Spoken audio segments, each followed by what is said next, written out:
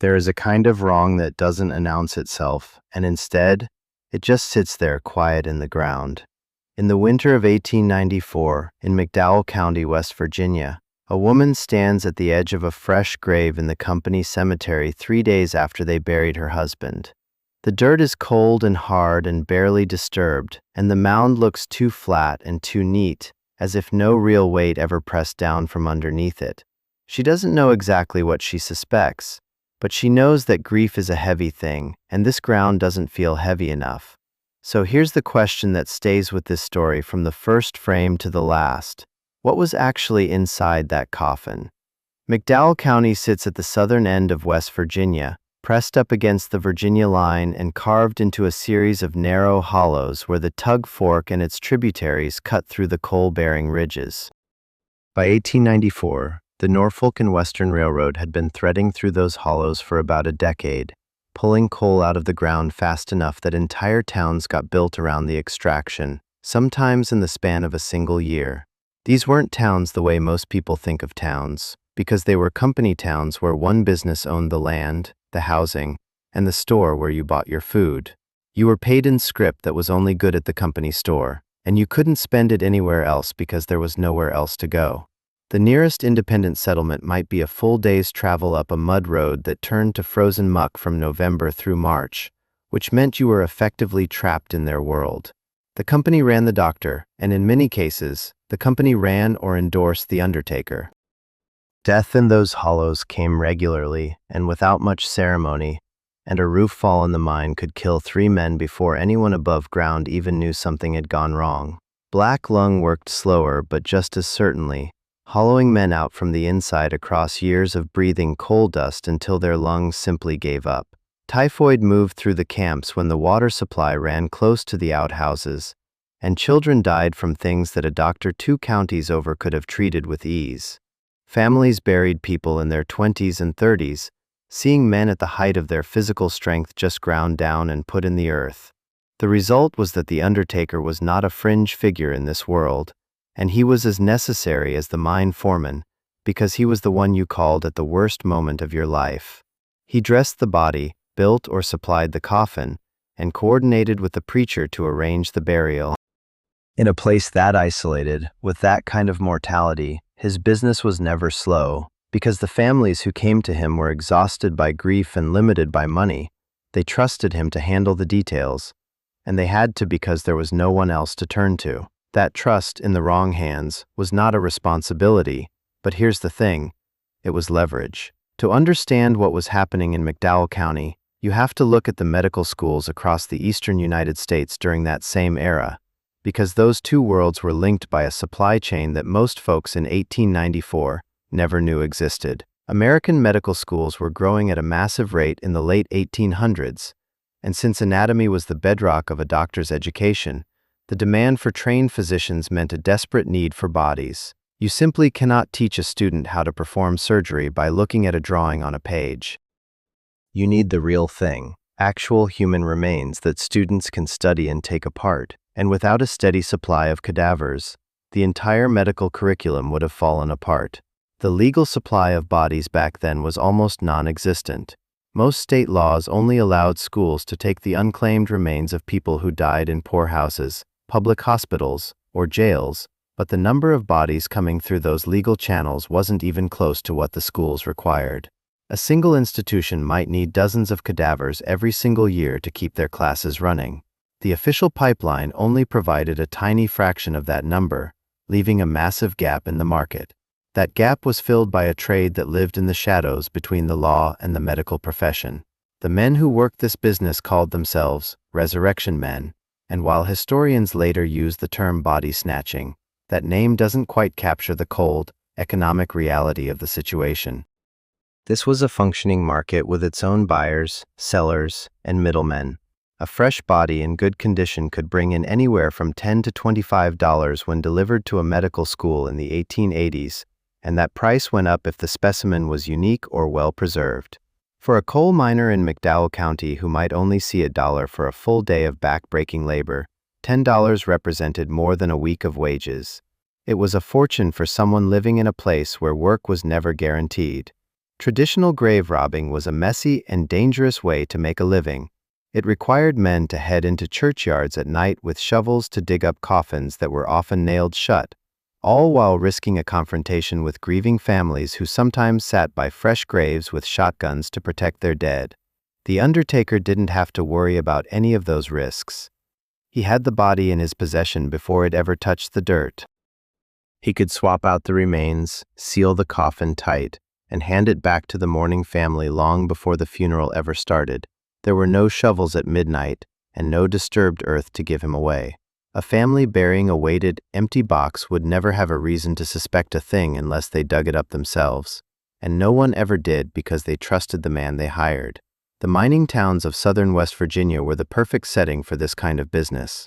High death rates provided a constant supply of bodies, and the lack of official record-keeping meant there was almost no paperwork to follow. Because these hollows were so isolated, the medical schools were far enough away that no local would ever walk into a classroom and see a familiar face lying on a dissection table. The demand was high, the conditions were perfect, and all the system needed was one man who was willing to stand at the center of it all. You have to imagine how this man appeared to the people who lived alongside him.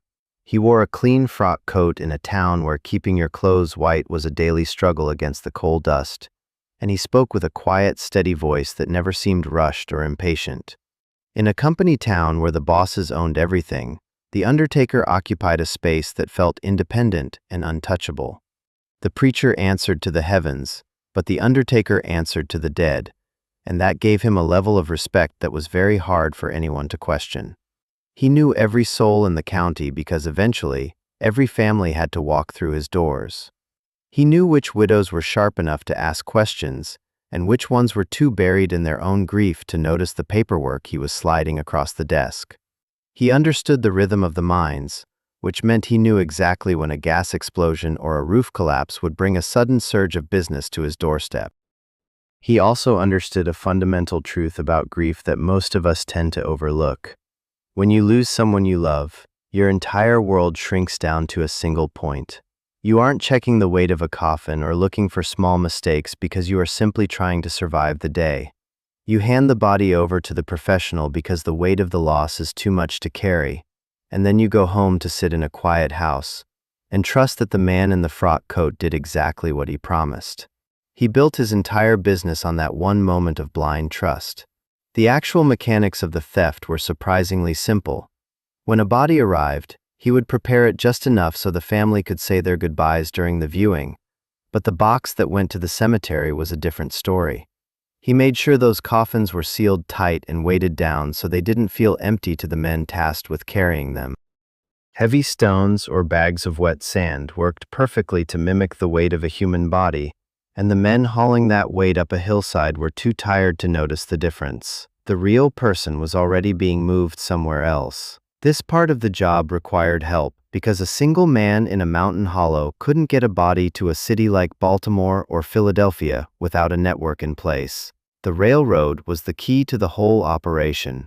The same tracks that carried coal out of the mountains also moved freight in both directions, and freight was rarely inspected with the same scrutiny as a passenger car. Barrels that were marked as dry goods or pickled meat moved through the stations without anyone giving them a second look. If a barrel was packed correctly with enough material to hide the smell, it could reach a buyer in a major city in less than 48 hours. The money that flowed back into the county was clean because it didn't leave a paper trail. Cash was handed off through middlemen, and there were never any receipts or invoices that mentioned the sale of human remains. The Undertaker didn't report these earnings to the coal company, and he didn't pay taxes on the side hustle. Whatever deals he made with the rail workers or the doctors who connected him to the schools were handled with a handshake and a nod. For years, the empty coffins went into the mountainside, the barrels went north on the trains, and the money kept coming back in total silence. You have to understand what burial meant in these hollows before you can understand what was actually taken from these families. Appalachian communities in the 1890s held on to their dead in ways that urban America had mostly moved past, and death was a communal event rather than a private one. When a miner died, the women of the hollow came to the house to wash and dress the body themselves, which was the way things were done before undertakers became the standard. The body lay in the front room overnight, while neighbors sat with it and children were brought in to say goodbye. There was a theology underneath all of it, a belief held with real conviction that the body mattered and the resurrection was physical, meaning what you put in the ground was not just symbolic. You were placing something sacred in the care of the earth until God called it back. The funeral itself was the one moment when a family that owned almost nothing could give their dead something real and permanent. They couldn't give them a better life, and they certainly couldn't give them safer work or a cleaner house or a doctor who showed up before it was too late. But they could give them a proper burial in consecrated ground, with the whole community standing around the hole as witness. That was theirs to give, and nobody could take a burial back once the dirt was settled. Except somebody could, and in this case, somebody did. The particular cruelty of what the Undertaker ran wasn't just simple theft, but a desecration of the one act of dignity these families had left to offer. Every ritual they performed, from the washing and the dressing to the sitting up through the night and the preacher's words, was completely real to them. They took that slow walk to the cemetery and threw those final handfuls of dirt, but all of it was aimed at a coffin that held stones or sawdust or nothing at all. Their grief was genuine, yet the thing they were grieving over was gone before they ever got to say their final piece. The families didn't know that, of course, and most of them never would. But there were small things, the kind of things you don't let yourself say out loud in a company town, where the Undertaker is the only option you have. A woman in one of the camps noticed that the coffin her brother went into the ground in sounded different when the pallbearers set it down. It made a flat knock instead of the soft thud she'd heard at her father's burial years before, but she said nothing because there was no one to tell. A man who helped carry a neighbor's coffin to the grave thought it was too light for a man that size, but he'd never carried a coffin before and assumed he was wrong. He figured maybe the box was thinner wood, or maybe grief just made things feel lighter than they were, so he never brought it up again. Another family asked to see the body one last time before the lid went on, but the Undertaker told them with visible regret that the condition had deteriorated too quickly. He claimed it wouldn't be a kind last memory and that he'd done his best with the preparation, but some things couldn't be helped. He said it the way he said everything, quietly and with authority, and they backed away because they trusted him and were afraid he might be right. These were not stupid people, but they were operating inside a system specifically designed to prevent them from asking the right questions at the right time. The company controlled the information, the Undertaker controlled the body, and the geography of the mountains controlled everything else. Suspicion, when it finally came, had nowhere to go. You couldn't bring it to the company store or the company sheriff or the company doctor, so it folded back inward and turned into a vague unease that families carried for years without ever knowing what to call it. These operations didn't last forever because a system that touches enough people eventually touches someone with nothing left to lose. The way body-snatching rings collapsed across the country followed a recognizable pattern, where a medical student recognized a face on the dissection table, or a receiving agent drank too much and talked to the wrong person. Sometimes a journalist in a city with a teaching hospital started asking where the cadavers came from and found that the answers didn't hold up. In a few documented cases, it was a rival who knew exactly what was happening and decided that reporting the crime was more useful than staying quiet. The specific details changed, but the general shape stayed the same as someone at the far end of the chain said something out loud, and the sound carried back. In a place like McDowell County, the most likely crack was always going to come from the outside, because inside the hollow, there was almost no way to fight back. The families were isolated, the company controlled the phones and mail, and the Undertaker was the only game in town.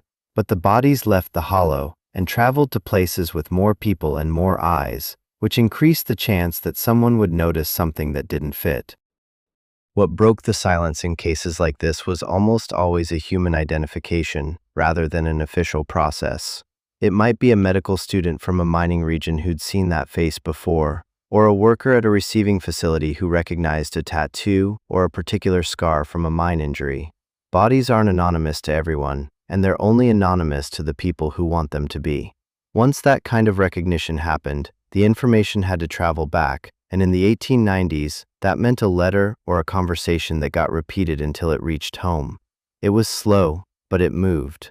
When the pressure reached back toward the hollow, the Undertaker's position became precarious in a very specific way.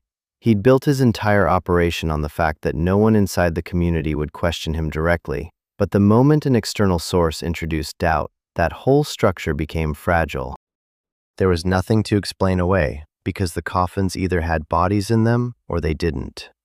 His likely first move was denial rather than confrontation.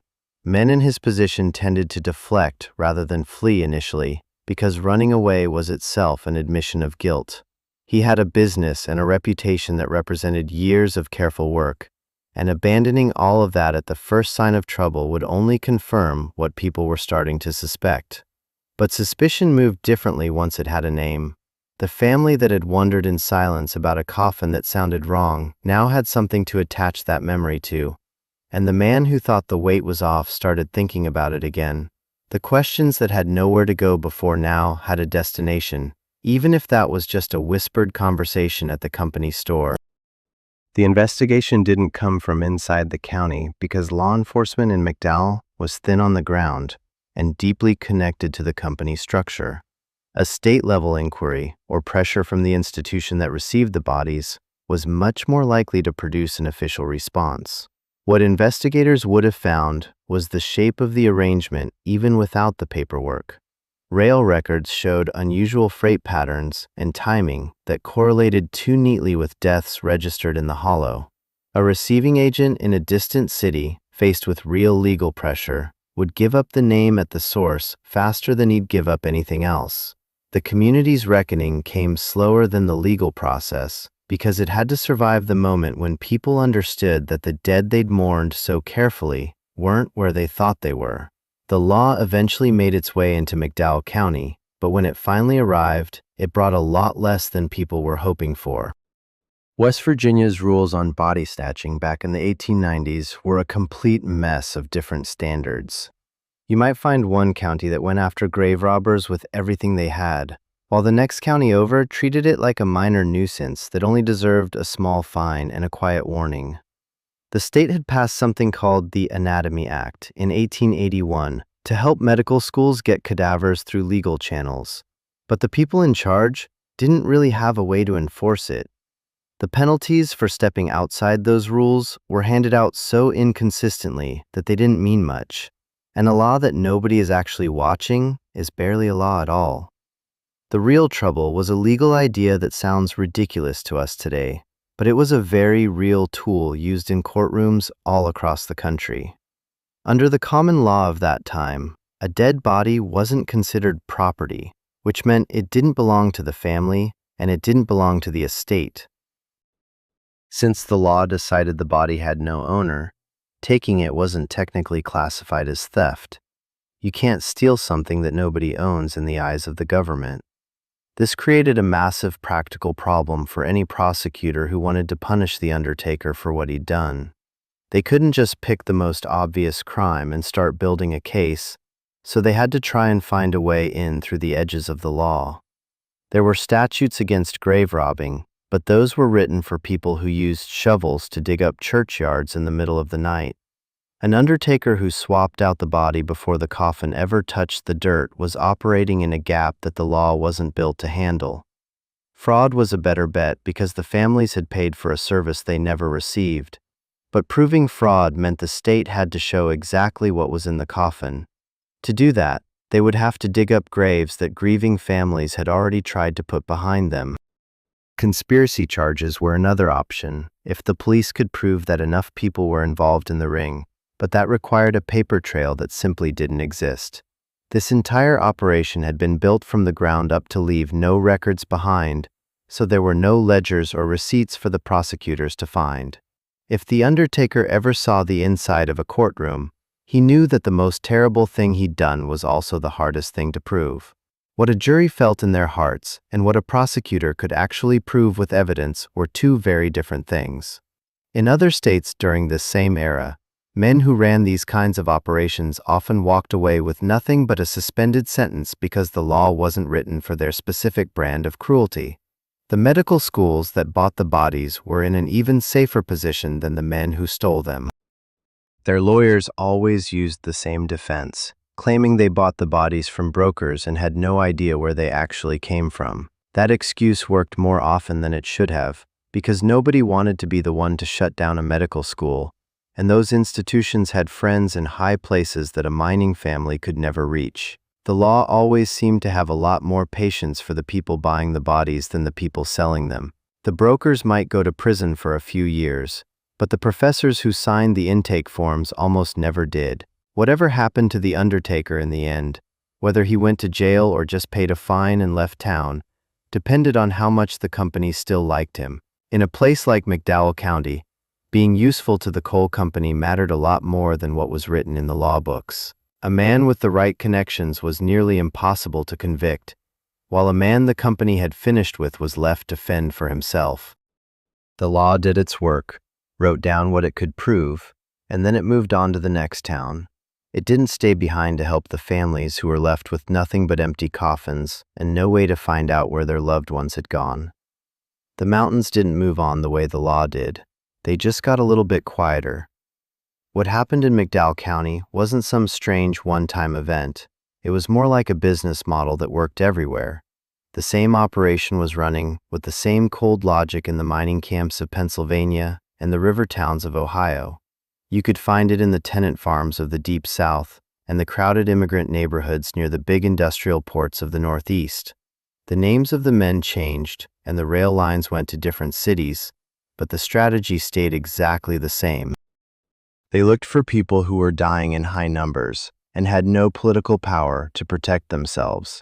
Then they stepped in at the exact moment the body passed from the family to the grave. The shortage of bodies for medical schools was a national crisis, and the people running those schools knew exactly what was happening. They knew that the bodies arriving at their back doors weren't all coming from poorhouses or unclaimed hospital wards, because the math just didn't add up.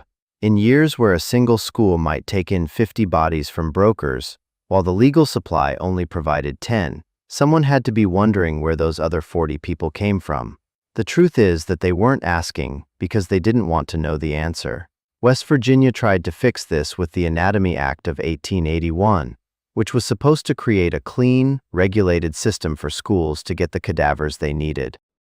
Other states had tried the same thing years earlier, but the legal supply could never keep up with how many bodies the schools wanted. These laws were hard to enforce because the families of the poor and the institutionalized didn't want their loved ones used for science, and they organized to protect their dead. Because the legal path was so difficult, the illegal trade stayed profitable, and the schools kept taking deliveries without looking too closely at the paperwork. The people who ended up on those dissecting tables were not chosen by accident. Historians who look back at these records today see the same pattern over and over again, regardless of the city or the state. The bodies moving through these networks belonged to the poor, to Black Americans, and to brand new immigrants who didn't have anyone to speak for them. These were people whose deaths were scribbled in loose ledgers or ignored entirely, and their families didn't have the money for lawyers or the connections to get a newspaper to listen to their story. In the South, this trade had been targeting Black communities since long before the Civil War, and that didn't stop once the slaves were freed. In the mining towns of Appalachia, the targets were usually workers from Southern and Eastern Europe who had been brought to the coal fields by labor recruiters. These men often didn't speak enough English to file a legal complaint, and sometimes the company didn't even record their real names in the books. The script system used by the coal companies often tracked these workers by a number rather than a name, which made them invisible while they were working underground. If the system was designed to make them disappear while they were alive, it wasn't a very big leap to make them disappear after they died. This trade didn't collapse because of one big trial or a single hero. It just slowly fell apart as the world changed. States started passing tougher laws with real teeth, and record-keeping became much more professional at both ends of the supply chain. By the early 1900s, the idea of voluntarily donating your body to science started to take hold, which gave the medical schools a legal way to get what they needed. But reform is a slow process that takes a long time to move, and it took a very long time for that change to reach the bottom of the mountain hollows. McDowell County didn't just empty out once the investigation ended, because the mines kept running and the families had nowhere else to go. People stayed because they lacked the money to leave, but mostly they stayed because this was home in the way a place becomes home after generations of your people have been buried in the soil. That last part is the thing that sits wrong when you think about it now. Buried there, the graves are still up in those hillside cemeteries, carved into the steep slopes above the hollow floors where the ground was too rocky for anything else to grow. You can see the small markers today, some made of wood that rotted away a lifetime ago, and others made of rough stone with names chiseled by a neighbor who wasn't a professional.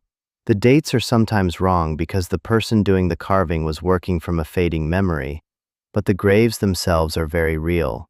Whether the bodies are actually inside them is a question that nobody can answer with any confidence, and to be honest, nobody in an official capacity has ever tried very hard to find out.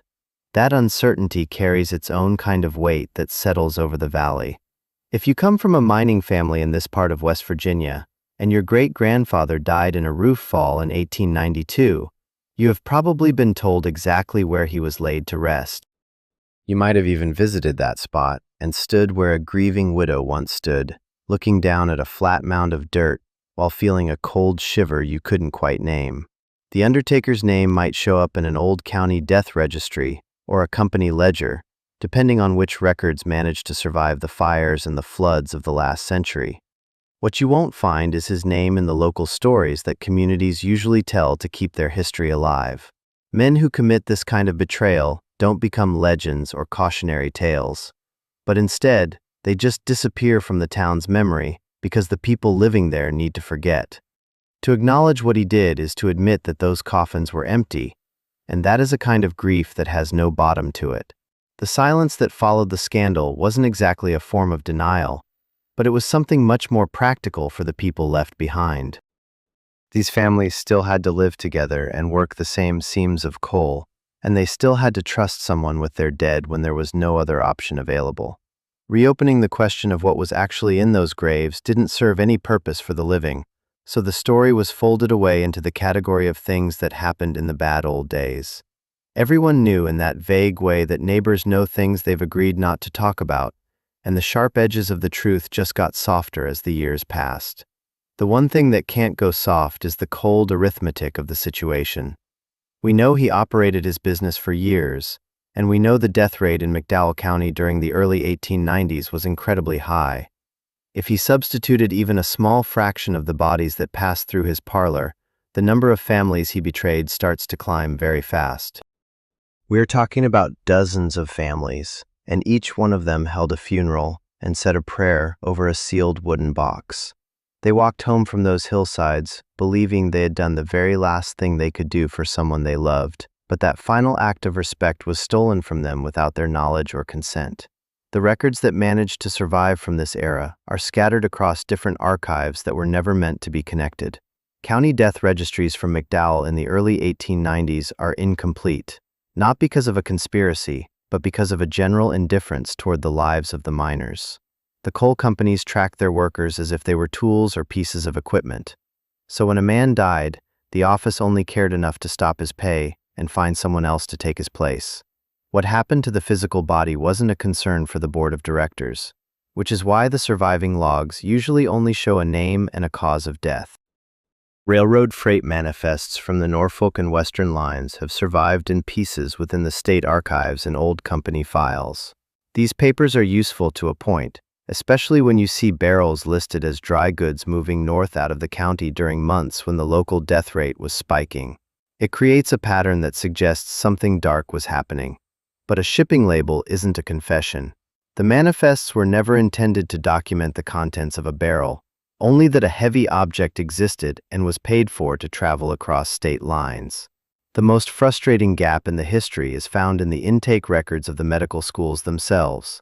Some of these institutions kept detailed logs of every cadaver they received, while others kept almost nothing at all to protect themselves from the law. The schools that were the most active in buying bodies from shady brokers had the least reason to write down where those bodies came from, and their messy record-keeping reflects that desire to stay in the shadows. Historians who study the intersection of the coal industry and the old anatomy trade have confirmed that these operations were happening all over the country. The general pattern is well documented in academic circles, but the individual stories of the families involved are almost always lost to time. That space between the system and the person is exactly where the truth disappears. And it is a gap that the original Undertakers counted on creating when they started their work. The descendants of those mining families are still living in those same hollows today, and while some of them might know fragments of the story, most of them have no idea what lies beneath the stones on the hill. When that widow stood over the flat earth of that grave in 1894, she couldn't have known her instincts were exactly right. The Undertaker found a way to squeeze profit out of a community that had nothing left but its sorrow, and he did it by turning their final act of love into something hollow and cold. You should subscribe if you want to hear more stories the mountains tried to keep quiet, and make sure to share this one with someone who needs to hear it.